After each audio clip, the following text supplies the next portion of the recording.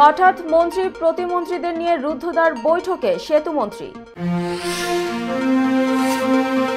ইসলামী ব্যাংকের ঋণ জালিয়াতি, বাংলাদেশ ব্যাংককে দুদকের চিঠি।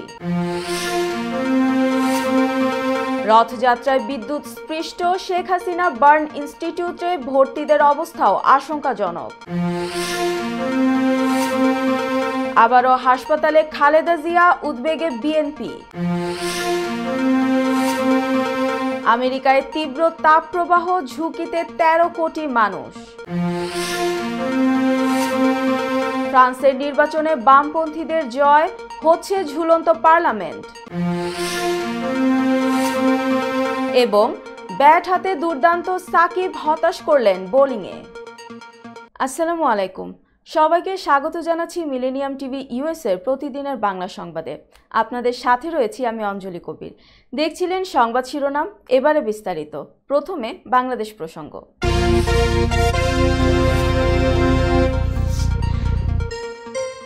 মন্ত্রী ও প্রতিমন্ত্রীদের নিয়ে হঠাৎ রুদ্ধদ্বার বৈঠকে বসেছেন আওয়ামী লীগের সাধারণ সম্পাদক এবং সড়ক পরিবহন ও সেতুমন্ত্রী ওবায়দুল কাদের। বৈঠকটি কোটা আন্দোলন প্রসঙ্গে বলে জানা গেছে। সোমবার দুপুরে রাজধানীর ধানমন্ডিতে আওয়ামী লীগ সভাপতির রাজনৈতিক কার্যালয়ে এই বৈঠকে বসেন তারা। বৈঠকে অংশ নেয়া মন্ত্রী প্রতিমন্ত্রীরা হলেন সেতুমন্ত্রী ওবায়দুল কাদের, আইনমন্ত্রী আনিসুল হক, শিক্ষামন্ত্রী মুহিবুল হাসান চৌধুরী, শিক্ষা প্রতিমন্ত্রী শামসুন নাহার চাপা, প্রাথমিক ও গণশিক্ষা প্রতিমন্ত্রী রোমানা আলী এবং তথ্য প্রতিমন্ত্রী মোহাম্মদ আলী আরাফাত। এর আগে দুপুর 12:30টার দিকে সংবাদ সম্মেলন করেন কাদের। এদিন খুব একটা দীর্ঘ হয়নি সংবাদ সম্মেলন। সংবাদ সম্মেলন শেষে দফতর কক্ষে চলে যান ওবায়দুল কাদের। সেখানে আগে থেকে উপস্থিত ছিলেন সরকারের শিক্ষামন্ত্রী মুহিবুল হাসান চৌধুরী নওফেল ও তথ্য প্রতিমন্ত্রী মোহাম্মদ আলী আরাফাত। দুপুর 1:15টার দিকে দফতর কক্ষে প্রবেশাধিকার বন্ধ করে সেতুমন্ত্রী ওবায়দুল কাদের দুই মন্ত্রীকে নিয়ে বৈঠকে বসেন। বেলা 1:30টার দিকে আরও বাকি মন্ত্রী ও প্রতিমন্ত্রীরা এসে যোগ দেন। বৈঠকে আসতে দেখা গেছে দলের দফতর সম্পাদক বিপ্লব বড়ুয়াকেও। দলীয় সূত্র মতে হঠাৎ করেই বৈঠকটির আয়োজন করে আওয়ামী লীগ। বৈঠকে শিক্ষার্থীদের কোটা আন্দোলন গভীরভাবে পর্যবেক্ষণ, আইনগত দিক ও করণীয় সম্পর্কে আলোচনা হতে পারে। এছাড়া পেনশন নিয়ে শিক্ষকদের আন্দোলন বিষয়েও আলোচনা হতে পারে। 4 দিনের রাষ্ট্রীয় সফরে চীনের রাজধানী বেইজিংয়ের উদ্দেশ্যে ঢাকা ছেড়েছেন প্রধানমন্ত্রী শেখ হাসিনা। সোমবার বেলা 11:10 সরকার প্রধান ও তার সফর সঙ্গীদের নিয়ে বিমান বাংলাদেশ এয়ারলাইন্সের একটি ফ্লাইট হজরত শাহজালাল আন্তর্জাতিক বিমানবন্দর ত্যাগ করে। স্থানীয় সময় সন্ধ্যা 6টায় বেইজিং ক্যাপিটাল আন্তর্জাতিক বিমানবন্দরে অবতরণের কথা রয়েছে বিমানটির। 4 দিনের সফরে দ্বিতীয় দিন প্রধানমন্ত্রী শেখ হাসিনা ও চীনের প্রধানমন্ত্রী লি কিয়াংয়ের মধ্যে আনুষ্ঠানিক বৈঠক হবে। পরদিন 10 জুলাই বেইজিংয়ের গ্রেট হল অব দ্য পিপলে চীনের প্রধানমন্ত্রী লি কিয়াংয়ের সঙ্গে দ্বিপক্ষীয় বৈঠক করবেন প্রধানমন্ত্রী শেখ হাসিনা। একই দিন চীনের parliament national people's congress of চায়নার প্রেসিডেন্ট ঝাও লেজির সঙ্গেও সাক্ষাৎ করবেন তিনি। এছাড়াও সফরে চীনের ব্যবসায়ীদের সঙ্গে বেশ কয়েকটি বৈঠক করবেন সরকার প্রধান। প্রধানমন্ত্রীর এই সফরে 20 থেকে 22টি সমঝোতা স্মারক সই হতে পারে, যেখানে প্রাধান্য পাবে অর্থনৈতিক ও ব্যাংকিং খাত, বাণিজ্য ও বিনিয়োগ, ডিজিটাল ইকোনমি, অবকাঠামোগত উন্নয়ন, কৃষিপণ্য রপ্তানি সহ বিভিন্ন বিষয়। ইসলামী ব্যাংকের আলোচিত 3,300 কোটি টাকা ঋণ জালিয়াতির ঘটনায় বাংলাদেশ ব্যাংককে চিঠি দিয়েছে দুর্নীতি দমন কমিশন। আলোচিত ওই ঋণ কেলেঙ্কারির তথ্য জানতে এই চিঠি পাঠানো হয়েছে বলে দুদকের একটি সূত্র নিশ্চিত করেছে। প্রতিষ্ঠা লগ্ন থেকেই ইসলামী ব্যাংক থেকে নাম সর্বস্ব প্রতিষ্ঠানের মাধ্যমে হাজার হাজার কোটি টাকা লুটপাট করছে জামাত শিবির চক্র। 2017 সালে নতুন পরিচালনা পর্ষদ আসার পরও তা বন্ধ হয়নি। দেশের সবচেয়ে ভালো ব্যাংক হিসেবে পরিচিতি ছিল ইসলামী ব্যাংক বাংলাদেশ লিমিটেড। অন্য ব্যাংকে স্বল্প মেয়াদে নিয়মিত ধার দিত এই ব্যাংক, কিন্তু ইসলামী ব্যাংকের বিভিন্ন শাখা থেকে নাম সর্বস্ব কাগুজে প্রতিষ্ঠানের নামে বড় অঙ্কের ঋণ দেওয়ার ঘটনায় 2022 সালে জানতে পারে বাংলাদেশ ব্যাংক। গণমাধ্যমও তখন এ নিয়ে বিভিন্ন খবর প্রকাশিত হওয়ায় দেশব্যাপী আলোচনার জন্ম নেয়। রাজনৈতিক অঙ্গনে এমনকি জাতীয় সংসদে ইসলামী ব্যাংকের অনিয়ম নিয়ে প্রশ্ন ওঠে। বাংলাদেশ ব্যাংকের ভূমিকা নিয়েও সমালোচনা হয়। এর পরিণতিতে ইসলামী ব্যাংকের আমানত ব্যাপক কমে গেছে। ব্যাংকটি এখন সংকটে পড়ে কেন্দ্রীয় ব্যাংক ও অন্য ব্যাংক থেকে ধার করে পরিস্থিতি সামাল দেওয়ার চেষ্টা করছে। বগুড়ায় জগন্নাথ দেবের রথযাত্রায় বিদ্যুৎস্পৃষ্ট হওয়ার পর আশঙ্কাজনক অবস্থায় দুজনকে শেখ হাসিনা জাতীয় বার্ন ও প্লাস্টিক সার্জারি ইনস্টিটিউটের আইসিইউতে ভর্তি করা হয়েছে। তাদের অবস্থা আশঙ্কাজনক। সোমবার ইনস্টিটিউটের আবাসিক সার্জন ডাক্তার আহমেদুর রহমান সবুজ এ তথ্য নিশ্চিত করেছেন। তিনি বলেন, ভর্তি হওয়া চন্দন কুমার দেবের শরীরে 25% আর রঞ্জন চন্দ্র পালের পুড়ে গেছে 9%। অবস্থা আশঙ্কাজনক হয় তাদেরকে রাখা হয়েছে ইনস্টিটিউটের আইসিইউতে। এর আগে সকালে তাদেরকে দেখতে হাসপাতালে আসেন স্বাস্থ্যমন্ত্রী ডাক্তার সামন্ত লাল সেন। এই সময় তাদের স্বজনদের সাথেও কথা বলেন তিনি। এদিকে বগুড়ায় রথযাত্রায় বিদ্যুৎস্পৃষ্ট হয়ে মৃত্যুর ঘটনার তদন্তে কমিটি গঠন করা হয়েছে। অতিরিক্ত জেলা প্রশাসক ইমরুল কায়েসকে প্রধান করে পুলিশ, নেসকো, ফায়ার সার্ভিস ও সিভিল সার্জনের প্রতিনিধির সমন্বয়ে এই কমিটি গঠন করা হয়। রোববার রাতে এই কমিটি গঠন করে জেলা প্রশাসন। আগামী 10 কার্যদিবসের মধ্যে তদন্ত কমিটিকে প্রতিবেদন জমা দিতে বলা হয়েছে। এছাড়া রথযাত্রায় 5 জনের মরদেহ সৎকারের জন্য জনপ্রতি 25,000 টাকার অনুদান দেয়া হয়।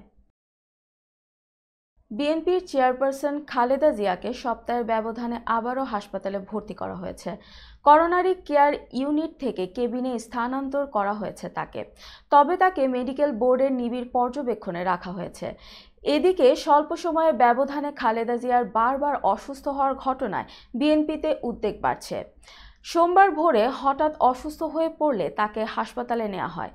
বিএনপি চেয়ারপারসনের মিডিয়া উইংয়ের সদস্য সাইরুল কবির খান বলেন, ভোরে হঠাৎ করে ম্যাডামের শারীরিক অসুস্থতা বেড়ে যাওয়ায় তাকে হাসপাতালে নেওয়া হয়। পরীক্ষা নিরীক্ষা শেষে কেবিনে ভর্তি করানো হয়েছে। দুপুরে খালেদা জিয়ার ব্যক্তিগত চিকিৎসক ডাক্তার AKM জাহিদ হোসেন বলেন, ভোরে হঠাৎ করে শ্বাসকষ্ট ও শারীরিক দুর্বলতা বেড়ে যাওয়ায় বেগম জিয়াকে এভার কেয়ার হাসপাতালের সিসিইউতে ভর্তি করা হয়। চিকিৎসা শেষে দুপুর 12টার দিকে তাকে কেবিনে স্থানান্তর করা হয়। দর্শক, এবার দেখবেন যুক্তরাষ্ট্র সংবাদ।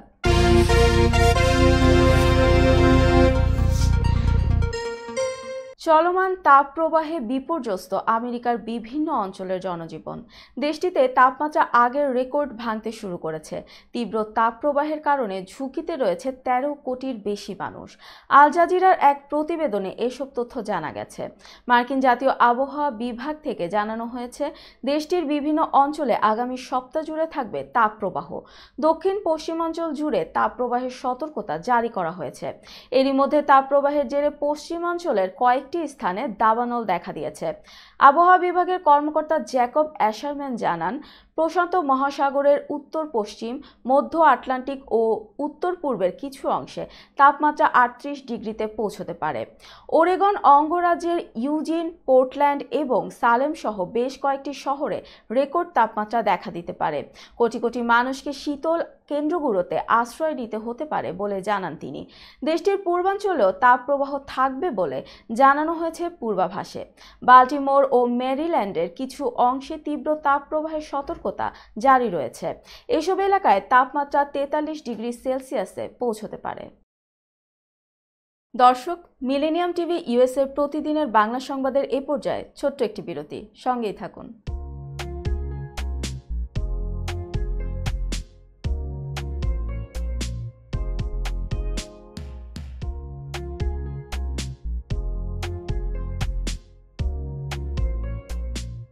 কি ব্যাপার, অমন মূর্তির মতো করে দাঁড়িয়ে আছো কেন?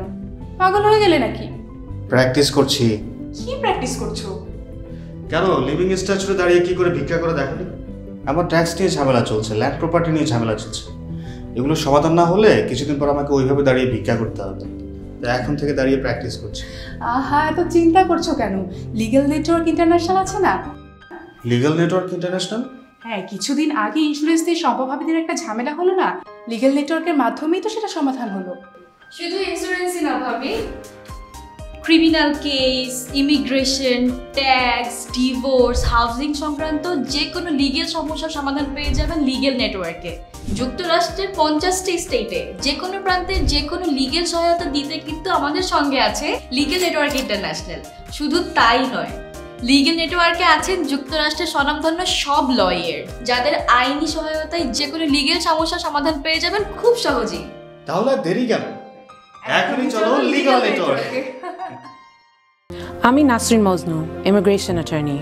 I was born and raised here in New York City. I have been working at various immigration firms since I was a teenager, including with my father. I'm passionate and dedicated about immigration. I am committed to provide my clients with nothing but the best. আমরা asylum office, immigration court সহ যুক্তরাষ্ট্রের 50টি state ও বাংলাদেশ কনসুলেটে আপনাদের আইনগত সহায়তার নিশ্চয়তা দিচ্ছি। Please come and take advantage of our excellent legal services. Our initial consultations are always free. বরেণ্য অভিনেতা আবুল হায়াত একজন স্বাস্থ্য সচেতন মানুষ। একদিন শুটিংয়ে হঠাৎ অসুস্থ হয়ে হতাশায় ভোগেন। সবাই ব্যস্ত, এখন আমার সেবা করবে কে? কেন নিউ ইয়র্কে গোল্ডেন এজ হোম কেয়ার আছে না, আপনাদের হতাশা দুশ্চিন্তা দূর করে সুস্থ করে তোলে যাদের অঙ্গীকার। সঠিক সময়ে সঠিক সেবা দেওয়ার বিশ্বস্ত প্রতিষ্ঠানের নাম golden age home care. Golden age home care New ইয়র্কবাসীর পূর্ণ আস্থার জায়গা। আই শোনো না, আমার অনেক খিদে পেয়েছে। তোমাকে সুস্বাদু বিরিয়ানি খাওয়াবো। আমি চাইনিজ খাবো। আমি গ্রিল খাবো। আমি পিৎজা খাবো। এত খাবার একসাথে পাবো কোথায়? কেন খলিলে জানেন না? খলিলে একসাথে সব পাওয়া যায়। খলিল ওয়াও, এই যে পেয়ে গেছি খলিল বিরিয়ানি এন্ড হালাল চাইনিজ।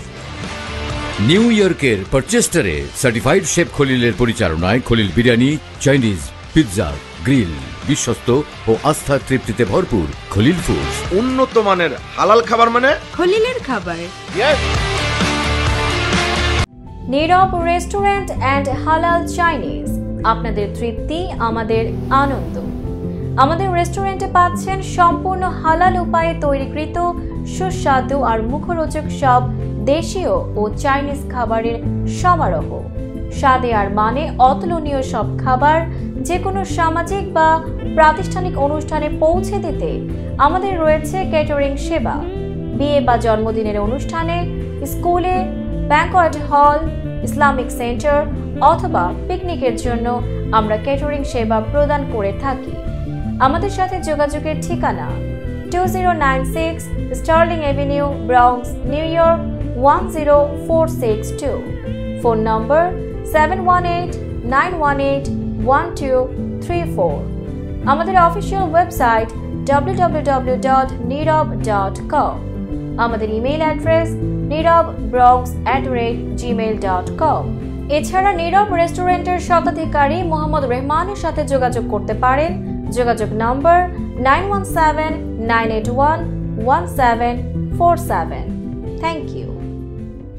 দর্শক, আবারও স্বাগতম মিলেনিয়াম টিভি ইউএসএ প্রতিদিনের বাংলা সংবাদে। এবার দেখবেন আন্তর্জাতিক সংবাদ।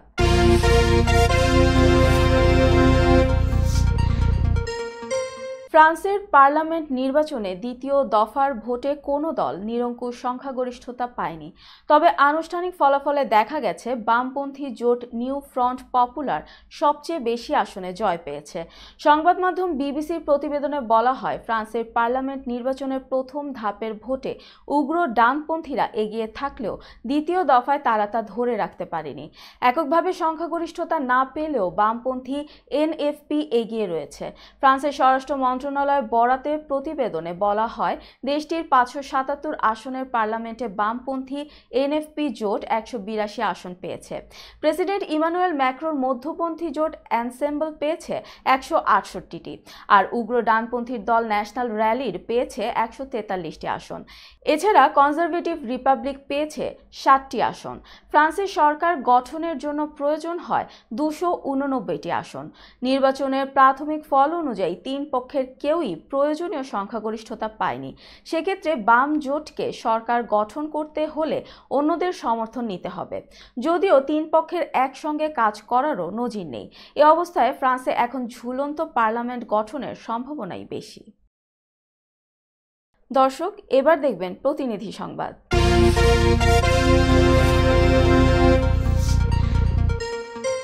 শ্রীকৃষ্ণ ভক্ত সংঘ ইউএসের আয়োজনে জামাইকা কুইন্সে অনুষ্ঠিত হলো রথযাত্রা প্যারেড। এই রথযাত্রায় কয়েক শত মানুষ স্বতঃস্ফূর্তভাবে অংশগ্রহণ করে। অংশগ্রহণকারীরা 175 স্ট্রিট থেকে 164 স্ট্রিট পর্যন্ত প্যারেডে অংশ নেয়। তারপর মন্দিরে এসে আরাধনা করে। এই আয়োজনের প্রধান পুরোহিত ছিলেন ডাক্তার প্রবাদ দাস। আয়োজনে উপস্থিত ছিলেন তার স্ত্রী সুমিতা দাস। যথাযথ মর্যাদায় সুশৃঙ্খলভাবে এই রথযাত্রা অনুষ্ঠান সম্পন্ন হয়।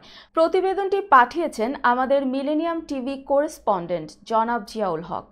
কার্যকরী কমিটি সবাইকে ধন্যবাদ জানাচ্ছি এত সুন্দর একটি প্যারেড পরিচালনা করার জন্য। সবাইকে ধন্যবাদ। ভবিষ্যৎ আগামী বছরও যেন সুন্দর একটি প্যারেড এইভাবে আমরা সম্মিলিতভাবে পালন করতে পারি। আপনাদের সবার চরণমূলে নমস্কার, ধন্যবাদ।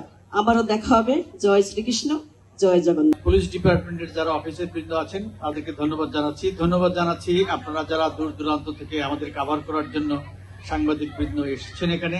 বন্ধুত্বটা হচ্ছে বড় কথা। আপনারা এই যে মানে আমাদের যে নূর ভাই আসছেন সেই ব্রঙ্কস থেকে, তারপরে কথা তো বললামই না, জিয়াউল হক সাহেব এসছেন, আপনাদেরকে সবাইকে ধন্যবাদ জানাচ্ছি এবং এই মহা আয়োজনে যারা অংশগ্রহণ করেছে, আমার পাশে যারা ছোট ভাইরা আছে, ওরা যে কত কঠোর পরিশ্রম করেছে। এত বড় আয়োজন তো চারটিখানি কথা নয়।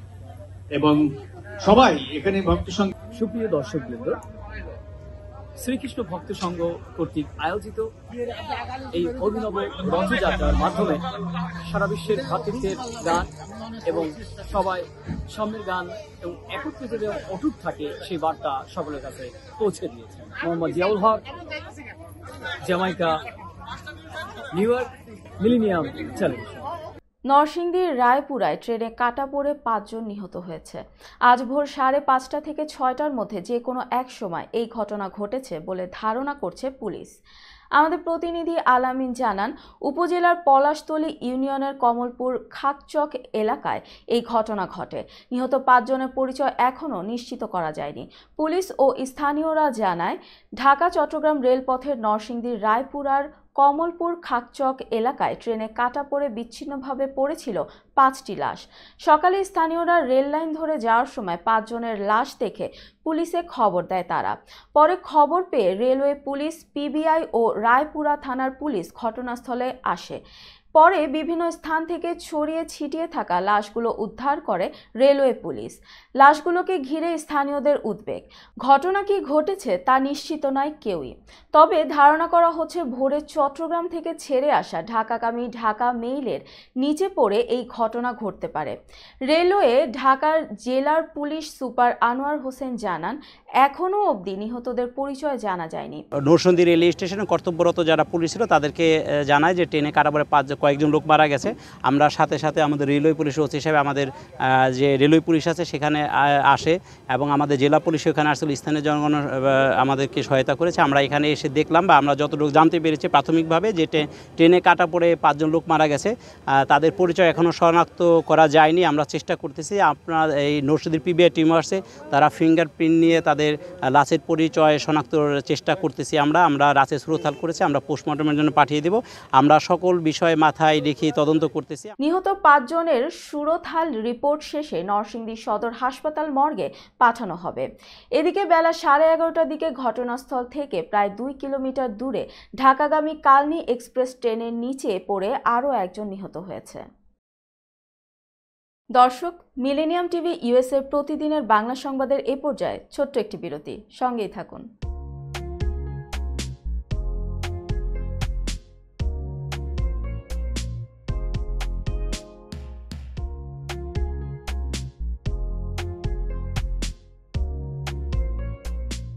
কি ব্যাপার, অমন মূর্তির মতো করে দাঁড়িয়েছো কেন? পাগল হয়ে গেলে নাকি? প্র্যাকটিস করছি। কি প্র্যাকটিস করছো? কেন লিভিং স্ট্যাচুতে দাঁড়িয়ে কি করে ভিক্ষা করে দেখনি? আমার ট্যাক্স নিয়ে ঝামেলা চলছে, ল্যান্ড প্রপার্টি নিয়ে ঝামেলা চলছে। এগুলো সমাধান না হলে কিছুদিন পর আমাকে ওইভাবে দাঁড়িয়ে ভিক্ষা করতে হবে। তাই এখন থেকে দাঁড়িয়ে প্র্যাকটিস করছি। আহা, এত চিন্তা করছো কেন? লিগ্যাল নেটওয়ার্ক ইন্টারন্যাশনাল আছে না? Legal network international? হ্যাঁ, কিছুদিন আগে ইন্স্যুরেন্স দিয়ে সম্পভাবিদের একটা ঝামেলা হলো না? লিগ্যাল নেটওয়ার্কের মাধ্যমেই তো সেটা সমাধান হলো। শুধু ইন্স্যুরেন্সই না ভাবি, criminal case, immigration, tax, divorce, housing সংক্রান্ত যে কোনো লিগেল সমস্যার সমাধান পেয়ে যাবেন লিগেল নেটওয়ার্কে। যুক্তরাষ্ট্রের 50টি স্টেটে যে কোনো প্রান্তে যে কোনো লিগেল সহায়তা দিতে কিন্তু আমাদের সঙ্গে আছে লিগেল নেটওয়ার্ক ইন্টারন্যাশনাল। শুধু তাই নয়, লিগেল নেটওয়ার্কে আছেন যুক্তরাষ্ট্রের স্বনামধন্য সব লয়ার, যাদের আইনি সহায়তায় যে কোনো লিগেল সমস্যার সমাধান পেয়ে যাবেন খুব সহজেই। তাহলে দেরি কেন, এখনই চলো লিগ্যাল নেটওয়ার্কে। I'm Nasrin Mosnu, immigration attorney. I was born and raised here in New York City. I have been working at various immigration firms since I was a teenager, including with my father. I'm passionate and dedicated about immigration. I am committed to provide my clients with nothing but the best. আমরা asylum office, immigration court সহ যুক্তরাষ্ট্রের 50টি state ও বাংলাদেশ কনসুলেটে আপনাদের আইনগত সহায়তার নিশ্চয়তা দিচ্ছি। Please come and take advantage of our excellent legal services. Our initial consultations are always free. বরেণ্য অভিনেতা আবুল হায়াত একজন স্বাস্থ্য সচেতন মানুষ। একদিন শুটিংয়ে হঠাৎ অসুস্থ হয়ে হতাশায় ভোগেন। সবাই ব্যস্ত, এখন আমার সেবা করবে কে? কেন নিউ ইয়র্কে গোল্ডেন এজ হোম কেয়ার আছে না? আপনাদের হতাশা দুশ্চিন্তা দূর করে সুস্থ করে তোলে যাদের অঙ্গীকার। সঠিক সময়ে সঠিক সেবা দেওয়ার বিশ্বস্ত প্রতিষ্ঠানের নাম golden age home care. Golden age home care New ইয়র্কবাসীর পূর্ণ আস্থার জায়গা। আই শোনো না, আমার অনেক খিদে পেয়েছে। তোমাকে সুস্বাদু বিরিয়ানি খাওয়াবো। আমি চাইনিজ খাবো। আমি গ্রিল খাবো। আমি পিৎজা খাবো। এত খাবার একসাথে পাবো কোথায়? কেন খলিলে জানেন না? খলিলে একসাথে সব পাওয়া যায়। খলিল, খলিল, ওয়াও, এই যে পেয়ে গেছি খলিল বিরিয়ানি এন্ড হালাল চাইনিজ। নিউ ইয়র্কের পারচেস্টারে সার্টিফাইড শেফ খলিলের পরিচালনায় Khalil biryani, Chinese, pizza, grill, বিশ্বস্ত ও আস্থার তৃপ্তিতে ভরপুর খলিল ফুডস। উন্নত মানের হালাল খাবার মানে খলিলের খাবার। নীরব রেস্টুরেন্ট অ্যান্ড হালাল চাইনিজ, আপনাদের তৃপ্তি আমাদের আনন্দ। আমাদের রেস্টুরেন্টে পাচ্ছেন সম্পূর্ণ হালাল উপায়ে তৈরিকৃত সুস্বাদু আর মুখরোচক সব দেশীয় ও চাইনিজ খাবারের সমারোহ। স্বাদে আর মানে অতুলনীয় সব খাবার যে কোনো সামাজিক বা প্রাতিষ্ঠানিক অনুষ্ঠানে পৌঁছে দিতে আমাদের রয়েছে ক্যাটারিং সেবা। বিয়ে বা জন্মদিনের অনুষ্ঠানে, স্কুলে, ব্যাংকোয়েট হল, ইসলামিক সেন্টার অথবা পিকনিকের জন্য আমরা ক্যাটারিং সেবা প্রদান করে থাকি। আমাদের সাথে যোগাযোগের ঠিকানা 2096 Sterling avenue, Bronx, New 10462। Phone number 718-918-1234। আমাদের অফিসিয়াল ওয়েবসাইট www.nirob.com। আমাদের ইমেইল অ্যাড্রেস nirobbronx@gmail.com। এছাড়া নীরব রেস্টুরেন্টের স্বত্বাধিকারী মোহাম্মদ রহমানের সাথে যোগাযোগ করতে পারেন। যোগাযোগ নম্বর 9179811747। Thank you. দর্শক, আবারও স্বাগত মিলেনিয়াম টিভি ইউএসএ প্রতিদিনের বাংলা সংবাদে। এবার দেখবেন বিনোদন সংবাদ।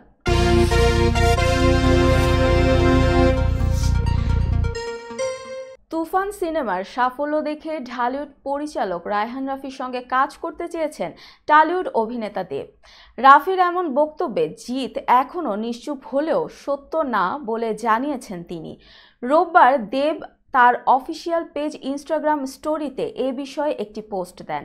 তাতে রায়হান রাফির সাক্ষাৎকারের একটি অংশ তুলে ধরেন দেব। ওতে লেখা, তুফান রিলিজের পর তার সাফল্য দেখে দেব ও জিৎ দুজনেই আমাকে তাদের সাথে কাজ করার অফার দিয়েছেন। আমি এখনও কাউকে কনফার্ম করিনি। এই সাক্ষাৎকারের বক্তব্য অনুযায়ী শুধু দেব নয়, রায়হান রাফির সঙ্গে কাজ করতে চেয়েছেন টলিউড সুপারস্টার জিতও। এ প্রসঙ্গে নিজের বিষয়টি পরিষ্কার করার পাশাপাশি জিতের বিষয়টি নিয়েও পরিষ্কার বক্তব্য দেন দেব। পোস্টে দেব ইংরেজিতে লেখেন একটি লাইন, যার বাংলা অর্থ দাঁড়ায় সত্যি না, কিন্তু তারপরও তার জন্য শুভকামনা। ঢালিউড পরিচালক রায়হান রাফির সাক্ষাৎকারের বক্তব্য প্রসঙ্গে দেব মুখ খুললেও এখন পর্যন্ত টলিউড অভিনেতা জিৎ কোনো প্রতিক্রিয়া জানাননি। ইলিয়াস কাঞ্চনের ভেরিফাইড ফেসবুক পেজ স্ক্রল করে দেখা যায় শনিবার নিজের পেজে সাকিব খানের একটি নিউজ শেয়ার করেছেন তিনি, যে নিউজের শিরোনাম ছিল কলকাতায় বড় ধাক্কা খেল তুফান। নিরাপদ নিউজ নামের ইলিয়াস কাঞ্চনের নিজের অনলাইন পোর্টালে সাকিব খানের এই নিউজ প্রকাশ ও নিজের ফেসবুক পেজে শেয়ার করার বিষয়টি ভালোভাবে নেননি অভিনেত্রী। তাই ইলিয়াস কাঞ্চনের সে পোস্টে মন্তব্য করেন অপু।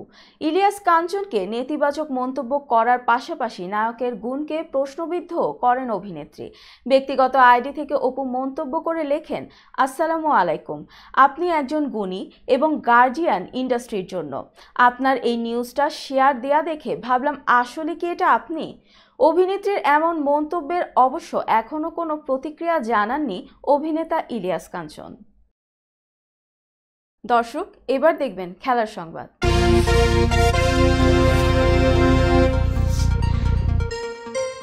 ভারতে অনুষ্ঠিত ওয়ানডে বিশ্বকাপ থেকেই সাকিব আল হাসানের সময়টা ভালো যাচ্ছে না। সদ্য সমাপ্ত টি-20 বিশ্বকাপেও নিজেকে সেভাবে মেলে ধরতে পারেননি। টুর্নামেন্ট জুড়ে একটি মাত্র ম্যাচে পেয়েছিলেন বড় রান। সাকিবের এমন বাজে সময় জন্ম দিয়েছে সমালোচনার।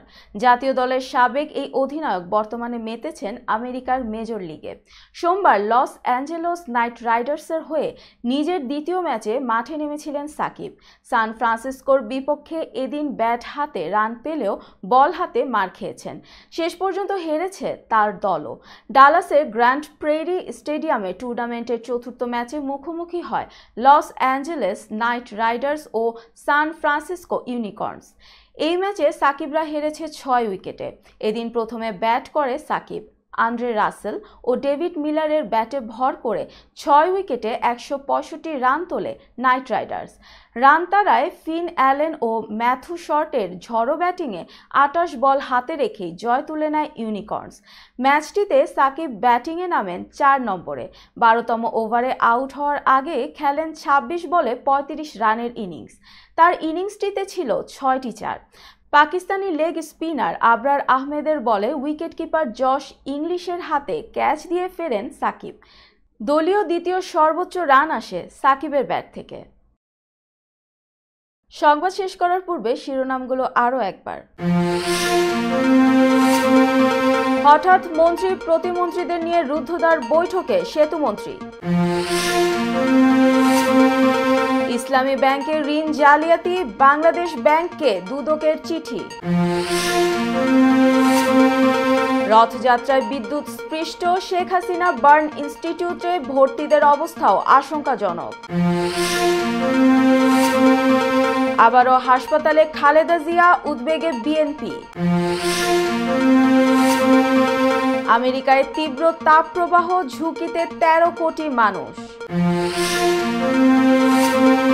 ফ্রান্সের নির্বাচনে বামপন্থীদের জয়, হচ্ছে ঝুলন্ত পার্লামেন্ট। এবং ব্যাট হাতে দুর্দান্ত সাকিব হতাশ করলেন বোলিংয়ে। এই ছিল মিলেনিয়াম টিভি ইউএসএর প্রতিদিনের বাংলা সংবাদে। মিলেনিয়াম সংবাদ দেখতে লগ ইন করুন আমাদের সামাজিক যোগাযোগের সাইট facebook.com/millenniumtvUSA বাংলা এবং youtube.com/officialmillenniumtv। এছাড়াও সংবাদের সর্বশেষ আপডেট জানতে ভিজিট করুন আমাদের নিয়মিত ওয়েবসাইট www.millenniumtvusa.com এবং www.millenniumtv.org। প্রিয় দর্শক, মিলেনিয়াম টিভি দেখুন সকল অ্যান্ড্রয়েড ফোনে, iOS ও Apple TV, Amazon Fire TV, Roku TV এবং সকল স্মার্ট টিভিতে।